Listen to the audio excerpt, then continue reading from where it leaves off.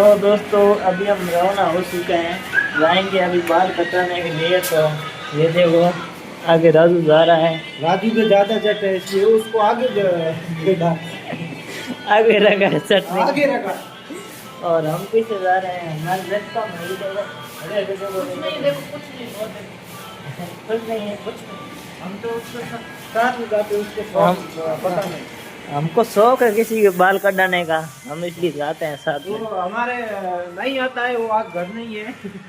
नहीं वो आता है, वो आज तो क्या है उसका काम पड़ गया था यार। ये देखो ये गाड़ी है,